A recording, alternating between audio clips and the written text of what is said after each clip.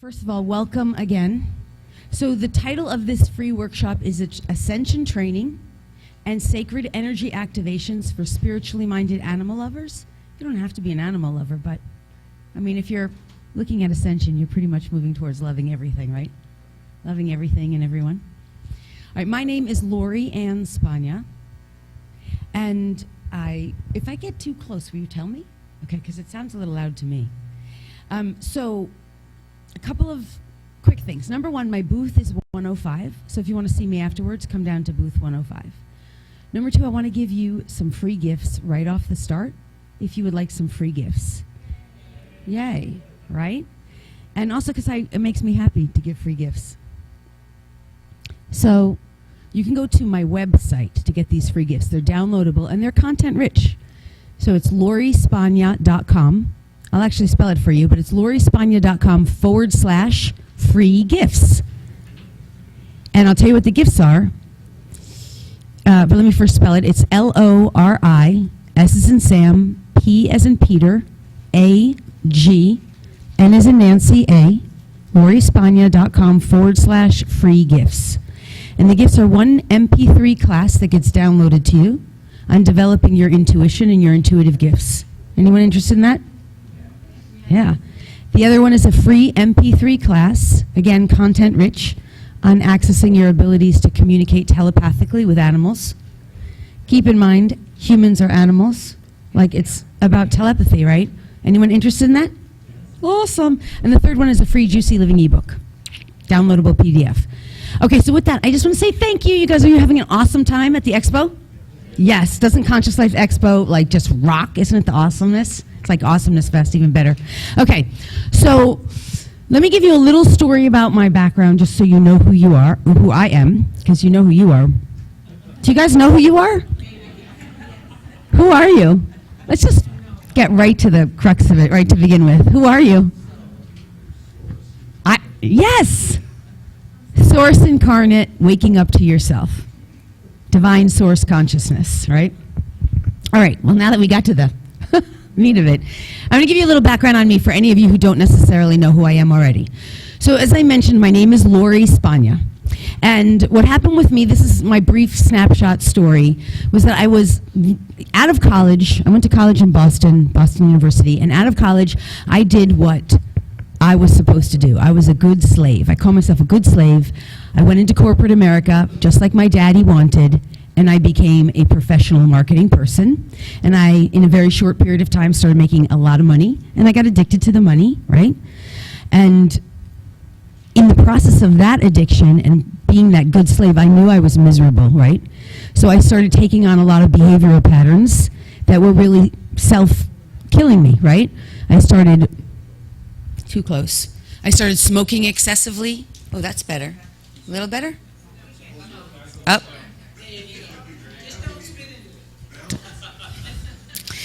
That's why I like them lavalier. I like the lavalier better.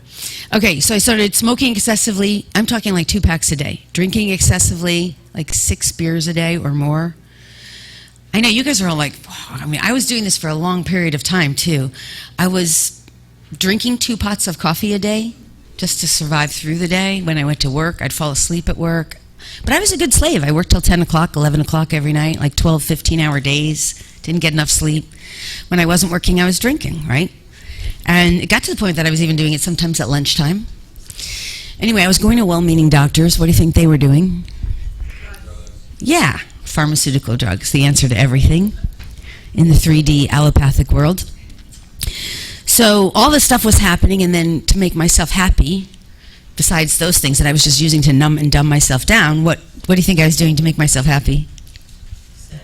No, that was not one of my addictions, thank God. No, mine was, although I did make some stupid, mistakes along those routes. No, it was shopping. So I got myself into, became a shopaholic. I was just shop therapy, and I got myself into some serious debt, bad credit card debt. Anyway, all this stuff was happening, and there were other things. I was excessively overweight because I was packing on pounds because I was energetically sensitive and putting that weight on to keep myself protected, right? Anyone have a weight issue ever in your life? Yeah, it's sort of like energy around you to be safe or Sometimes it's inflammation, inflamed emotions. I was pretty pissed off about my situation. Anyway, eventually what happened was, to cut to the chase, my brother died of an unexpected drug overdose. And at that time, he started to talk to me. I started to get messages from him that were very clear. Robert, can you come over here? Here's the board. It was very clear that basically what he was saying was, look, I'm trapped in between dimensions. I need your help to get out of here. And I'm going to help you to awaken. But first you have to get off this path that you're on, because you're headed down the same road I was. And your fate will meet mine if you don't change your ways. So this became a divine wake-up call, and I started to get the messages, and it became very clear very quickly that I wasn't hallucinating. But at that point, I was brand new to this stuff. I had shut it all down. I really didn't know it was real, and I didn't have somebody training me. I certainly didn't know about the Conscious Life Expo back then. So anyway, I ended up moving to Maui. My husband divorced me, basically, because he was like, you're off your rocker. And I went to Maui, and in 2 years, during the 2 years I lived in Maui, I started to get realigned with Source, my true divine mission, which is what I'm doing now. But within those 2 years, I was practicing a lot of the modalities that I now use in my healing practice and with others. And I was tapping into all this divine consciousness. I was meditating up to 12 hours a day or more, sometimes through the night without sleeping. I was actively engaged in processing all of what I call the shadow stuff of the egoic mind structure, the egoic separation of what we call duality, right? I'm separate from you, and you have nothing to do with me, and what I do to you or think about you has no impact on you or me. Like, that's all separation and duality, right? So I was processing through that. I thought I was losing my mind, but I was sort of functioning, except I never really saw anybody for those 2 years. I was pretty much alone. Anyway, after the 2 years, within the 2 years, all the things I referenced were gone. They went away. I didn't need them anymore. So the body weight, 65 pounds, gone.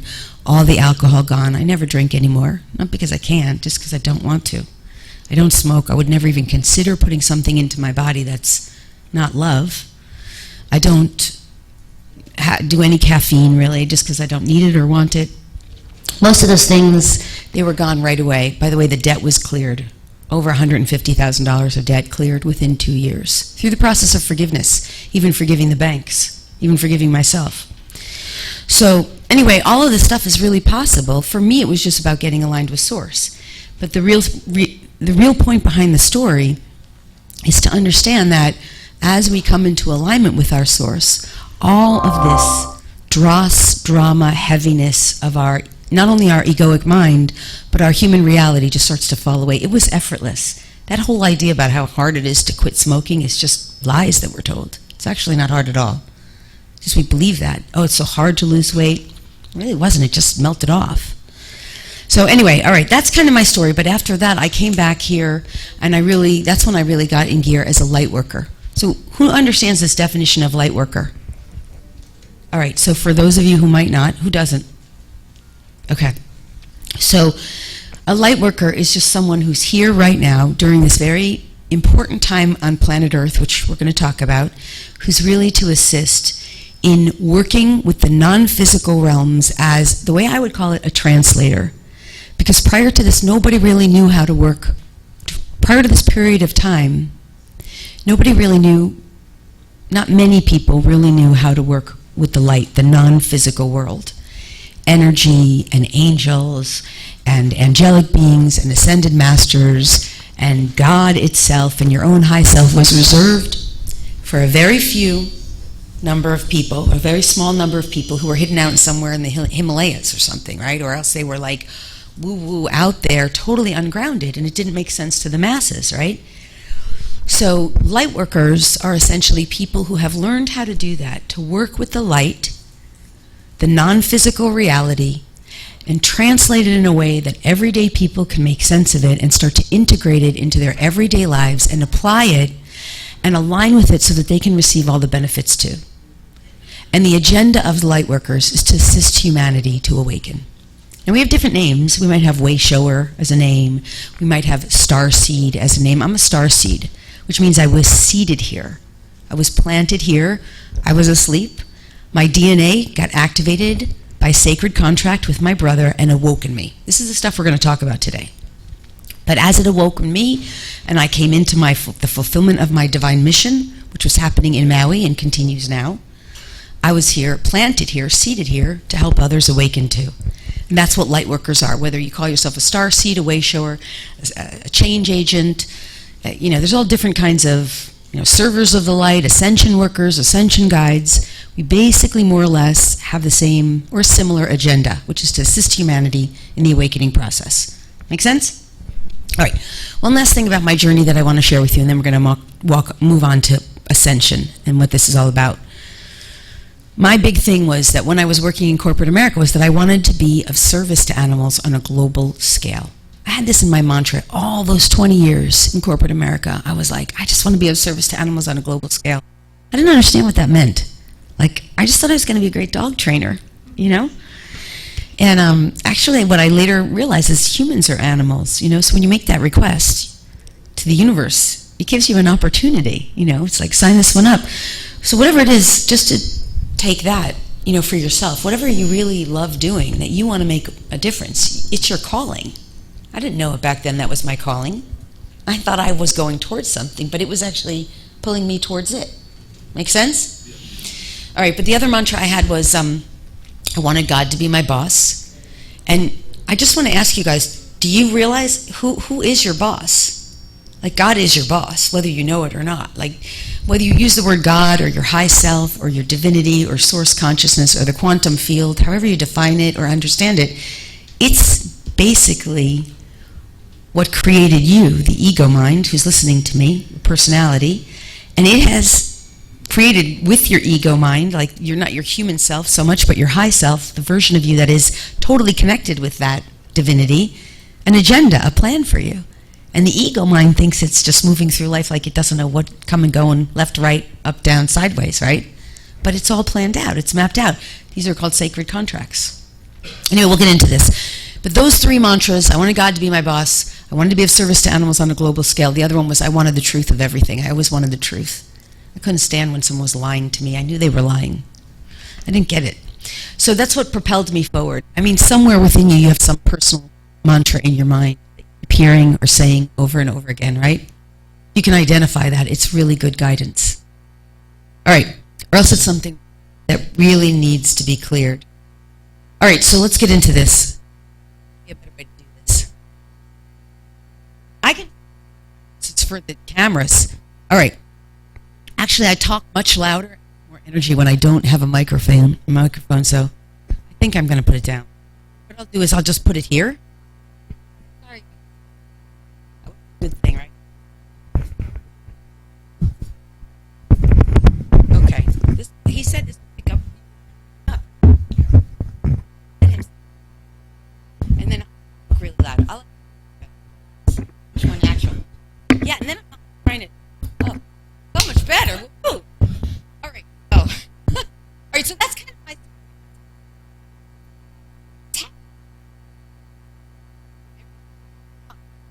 Called Ascension. Has not. You've all heard that word. Who feels like you thinks maybe you don't totally understand what it means? Okay, good. So let's talk about what this means. So ascension is a way I define it. Other people might define it slightly different. Is a process where planet Earth, all of humanity, including the plants, the minerals, and the animals, are going through a radical time known as an evolutionary shift, which we've gone through before. Great ice ages, floods, extinction, mass extinction. But this time it's not about extinction. It's an extinction of human egoic mindset that believes in separation and duality, which I'll better explain. That's extinction. So ascension is a process. Literally just to go up, right? Ascension is a process. It's not an overnight thing. Enlightenment can be overnight. Right? Who doesn't think you're enlightened? About to enlighten you. Anybody not know? Okay, I'm going to enlighten you nonetheless. We're dreaming. This is a dream. We're not really here. We thought we were awake. We thought this was real. We were awake we were asleep in our own dream. It's a dream. Just been enlightened. Now, if you don't believe in the dream and you don't want to buy into that, let's just call it quantum physics, okay? It's a hologram. This is a hologram. None of this is real. This isn't real. Looks real. You're with me, right? Okay, you've been enlightened. Enlightenment is instant. Ascension is not. Ascension is a process whereby the human ego starts to let go of its control and domination over all that happens. The human ego, which is the unconscious part of the brain, which prior to these past few years has been 90% of our brain. Most humans walking around on planet Earth are basically functioning from 10% of consciousness and 90% of unconsciousness. In this room, chances are you've already accessed way more than 10%. Okay? But the idea is just functioning from the 10%. If you're walking around total separation, you're in denial of either some kind of connection or some kind of at least quantum field awareness, quantum mechanics of some sort or another that really is telling us what I'm saying here, then you're still functioning from 10% consciousness. Make sense? So ascension is the process where we're all coming back into remembering the truth of who we are, this is a dream, and that we can actually affect our dream, that each and every one of us exists in a holographic experience of our own creation as unique, individualized beings with our own unique soul's journey, life path of experience. As we exist in this holographic experience, we interact with others who are God creator beings with their own soul's agenda, which is basically all designed to remind us the truth of who we are, which is love. Love consciousness. Make sense? Everybody with me? That's ascension. Anyone have any questions on this? I love questions. So this process of ascension is where we start to realize that there are fractals, right? This is sacred geometry. And in these fractals of reality, different realities are overlapping, intersecting, and sometimes separating. So when you say a different reality,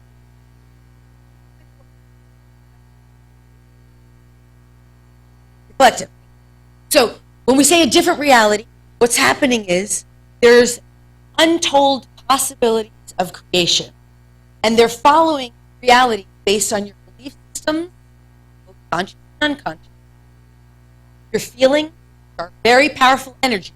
Feelings, emotions are energy, right? Everything that your thoughts, your belief system, and your intentions and desires, which are another form of energy, and all of this energy and sacred contracts, the agreements that you made with yourself and others.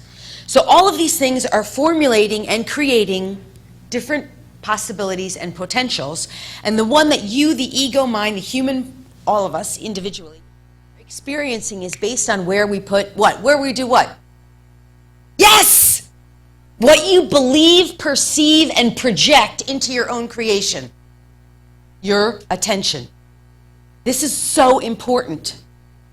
Okay, collective consciousness, I haven't forgotten. So the idea is to address, did I die in another dimension? But maybe, I'm sure I did. That's not the reality I followed. Did my brother, I ask this myself all the time about my brother. It's mind-boggling. The last day I saw my brother, I was leaving an airport. I was leaving with my fiance. I remember saying to my fiance at that time, that's the last time I'll ever see my brother alive. To this day, within the next year, he died. It freaks me out. Did I create that? To what degree did I create that? Because obviously he had a unique individuality. What degree did we agree to that happen? Or was that just that I was super psychic at that time and didn't even know it? Anyway, this is fractals. So you want to be very mindful, because this period of ascension, which I'm going to explain better, is about us coming into the awareness that we actually are creating our reality with our thoughts, with our emotions, with our belief systems, whether they're conscious or unconscious, and with our attention. Okay, how does the collective play into this? So let's talk about dimensions. Now, for those of you who were on the Ascension panel, you heard me say this. So what we've been existing in is what? Third dimension, right? What's the third dimension? Who knows what the third dimension is? Yes, what makes, yes, and duality, yes, what makes it up? What comprises the third dimension? Yes, density. Okay, so I'm going to tell you, light, sound, and space, height, width, depth. Space. Right? Height, width, depth. We think that's real. That's 3D. We've been living in that. Separation. 4D is where the collective consciousness comes into play.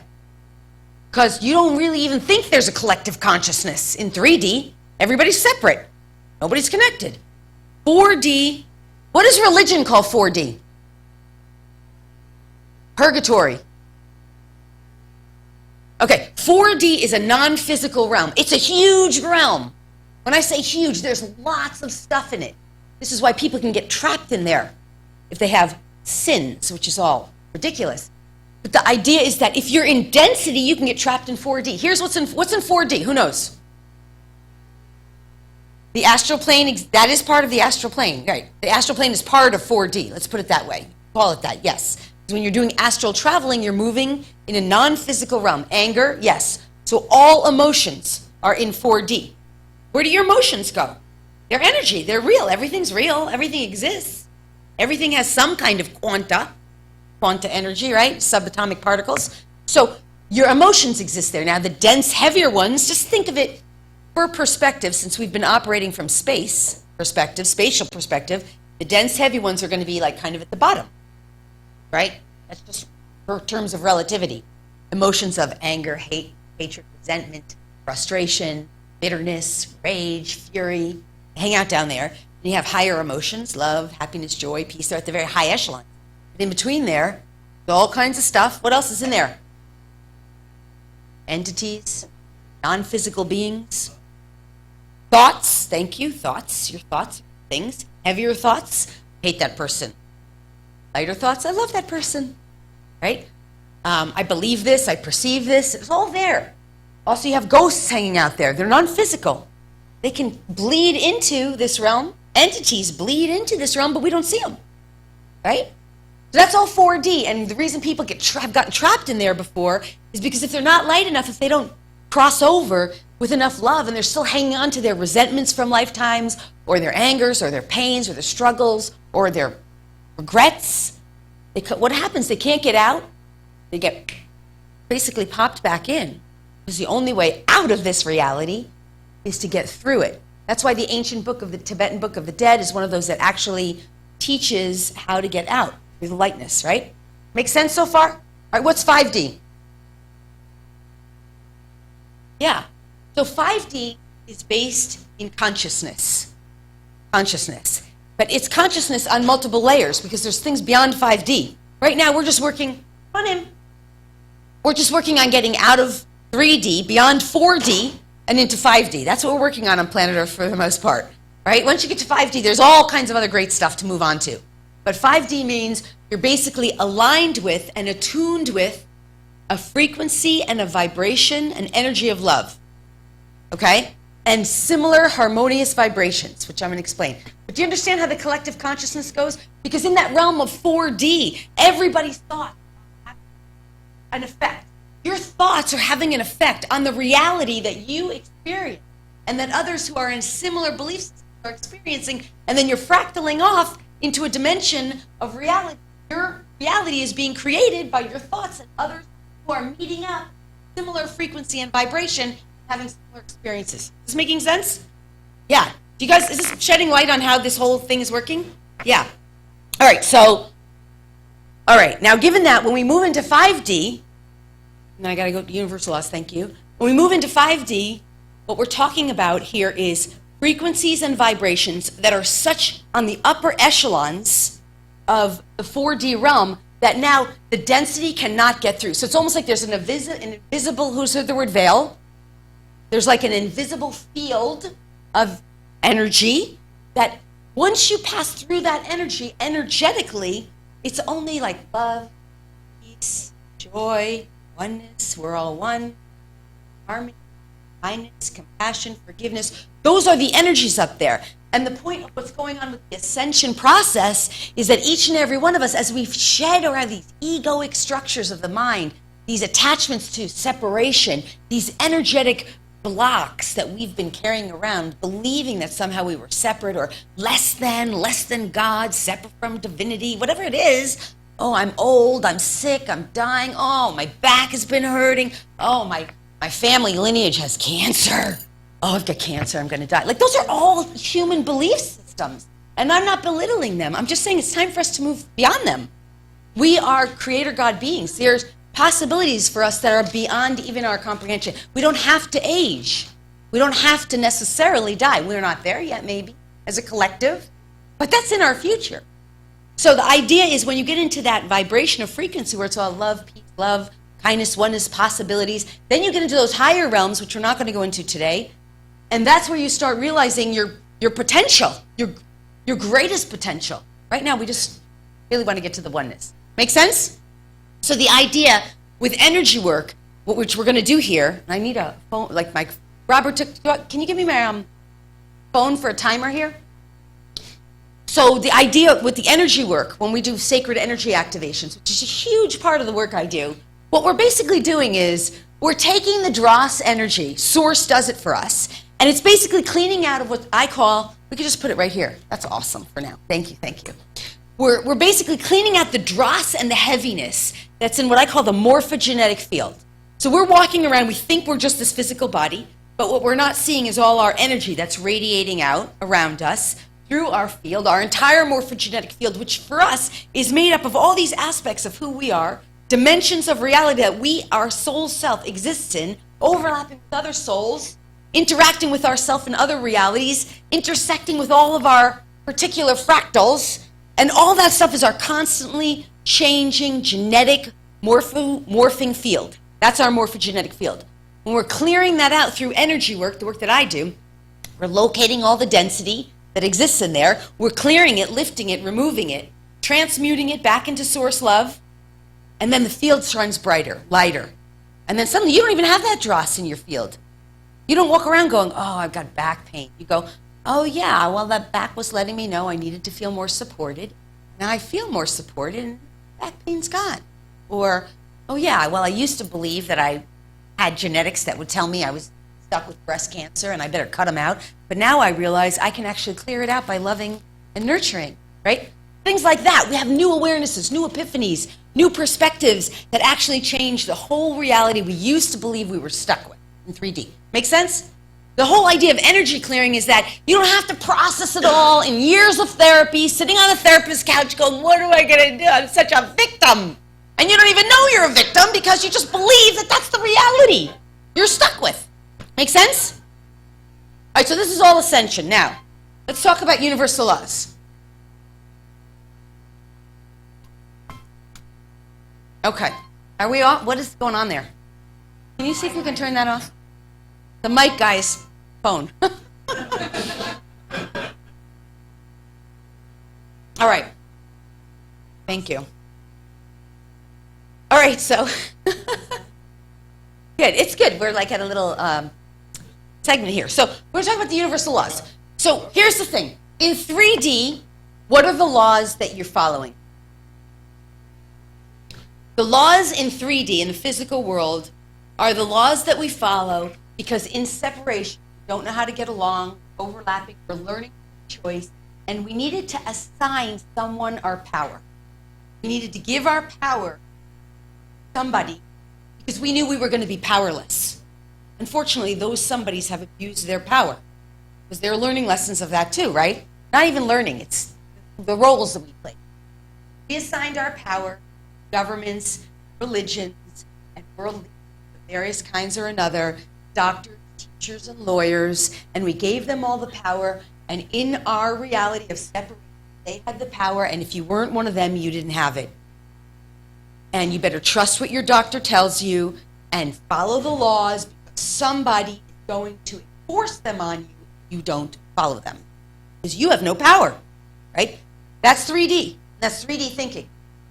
And when you start knowing about 4D, that your thoughts influence, suddenly you can say, I have power to affect my reality and the reality of all creation. I'm not going to the universe, but I'm going to say. So this power means I can change my field by starting to say affirmations. Right? That helps a lot. Helps. Definitely helps. Doesn't help enough. Okay. By saying certain things that I intend, choose, and desire, by owning my knowing that I'm a creator, I can start to affect that. I can start to clear things. I can start to reclaim my power because I can use my emotions and my thoughts and my intentions to clear out my belief systems that say power exists outside of me, etc. And I can start to come into alignment, right? This is how we start entering into 4D. Make sense? And in 5D, you start to realize your whole hologram is yours. Your love. You would never put anything into your hologram that wasn't love and happiness and joy and peace, because that's all you want anyway. Abundance, it exists there. You can have prosperity and abundance. You can be materialistic. You just can't harm anyone. Wish well on everybody. Wish prosperity on everybody. Wish greatness on everybody with harm to none. Of course, that does mean there's no money system. Someone controls the money system, right? Okay, but you get the sense, right? You're with me? You have a question? Bless you. Okay, let me ask you, if you were in total love and recognition that in love, safety does matter, safety for all, would you choose to drive 100 miles an hour? Wait, that's not I'm giving you the answer. You want me to give you the answer in the way you want it. I'm going to give you the answer the way that you need it, you deserve it, the way you have the right to. Would you choose to drive, I'll use the word recklessly, because 100 miles an hour is reckless.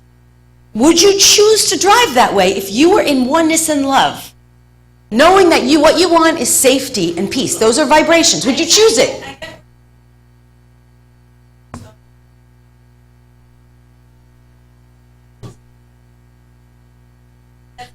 Okay, so this is a fine line, and it comes with spiritual maturity.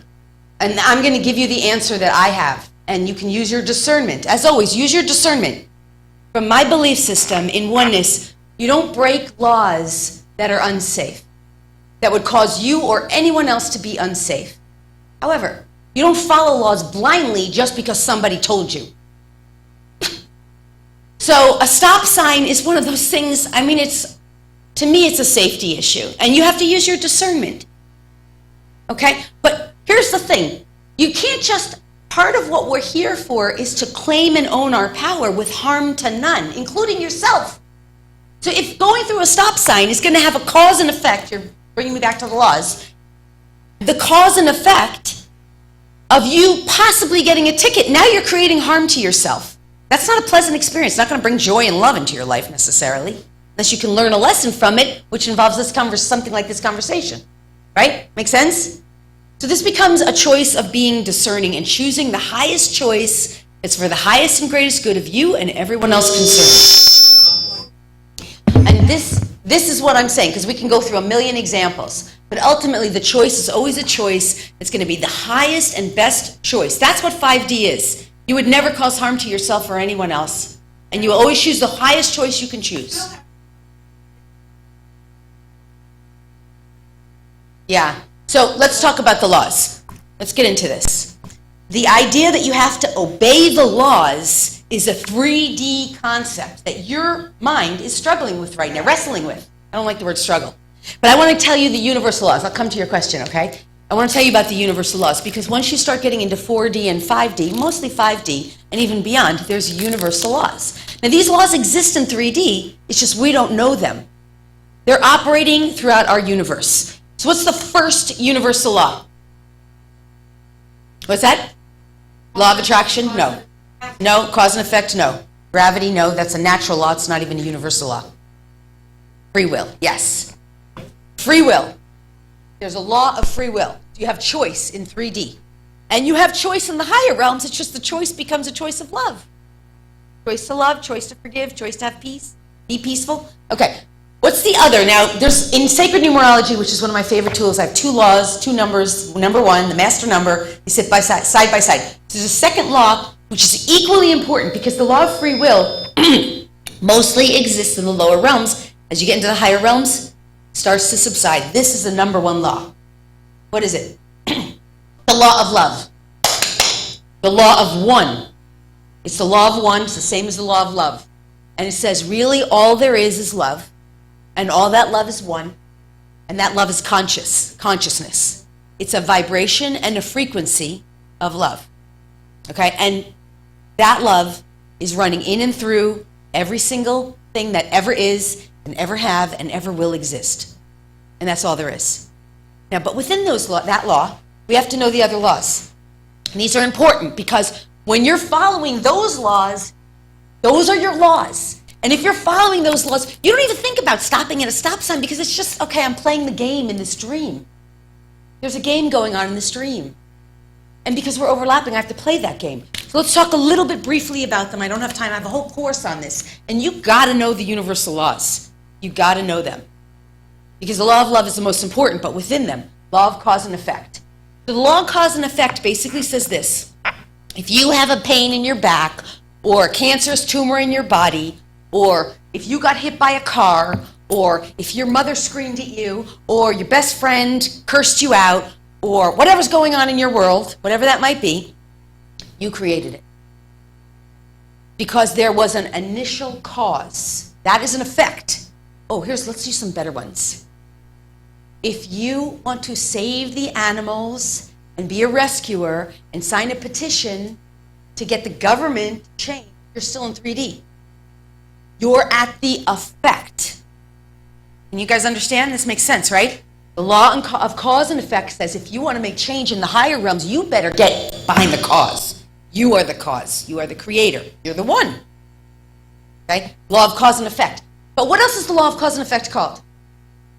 Law of karma. In the 3D realm, law of karma is what goes around comes around. But really, it's neutral. Divinely neutral. Cause and effect. Every thought, every emotion, every belief is the cause. Every intention is the cause. There's going to be an effect for that. Okay, this gives you power when you know you're the creator. Inner power. Okay, let me go through the other laws very quickly. I can't even go through them all here. 2-hour class, but we know law of radiation. What you radiate out from you, the creator, radiates out through the field. That radiation is energy. Now, it could be anything. It could be gifts of love. It could be service contribution. It could be money. It's big for you guys. Radiate it out. You give it out. Then it circulates. Law of circulation. Right? Flowing, moving around your morphogenetic field. Right? Then what happens? Attraction. Law of attraction comes back with equal or greater force. Does anyone want to change your money belief system? Yeah, circulate it out in joy. Radiate it out. Give it out in joy. Tithe it out in joy and love. With love, knowing the laws. The law dictates. What you circulate out, what you radiate out, circulate in love and joy, comes back to you with equal or greater force. It counts for everything. It's universal. They're major laws. And there's a lot of other ones I can't go into, but at least you can understand these are some of the most basic fundamental laws. When you start living by them, you realize that they're working. They're going to be working for you. You're the creator of your reality. You can start using them to your benefit. And for the benefit of everyone else, because who doesn't want everybody to be prosperous? Who doesn't want everybody to be forgiven? You circulate out some forgiveness, coming back to you. Circulate out some kindness, care, some service. You know, when you need that flat tire fixed, you're on the side of the road, that service you gave, coming back to you. You can call on it. You can be like, okay, I know I've been of service. I'm needing service right now. I call on it, call it to me from my field. Make sense? I do these energy activations every month, twice, for a full hour to hour and a half. Intense energy healing, way more than we can do in 10 or 15 minutes. We do it for our animals, for ourselves, and for all of consciousness. We focus on areas of the planet as well where we project and send loving healing towards. We focus on energy centers and vortexes and portals and gateways in the earth. Please join me. Those are done by teleseminar. Every teleseminar, every month, once a month, usually the third or fourth Thursday of a month, we include our animals. They're called Ascension, Manifestation, and Healing Circles. We always finish out with a DNA activation as well. The other ones are called Sacred Energy Activations. The flyers are up here. You can grab one. Please make sure you're on my newsletter list and get your free gifts as well. LoriSpagna.com/free gifts. Also, if you want to join us for the Dolphins, please do take a flyer there. I have some audio CDs if you're interested. Robert can help you if you want to get those. Ones on the universal laws, ones on learning animal communication, animals in the afterlife, and manifestation. We didn't get to talk about that. And I'm in booth number 105. Come see me. I thank you guys. One final thing. I'll get your question. One final thing too is I'm doing readings in the booth and healing through the day, but remember tomorrow, if you want to do the DNA activation, tomorrow 5 p.m. post-conference, I would love to see you, and I love your feedback. Please share with others, tell others. I love you guys. I'm so grateful to you.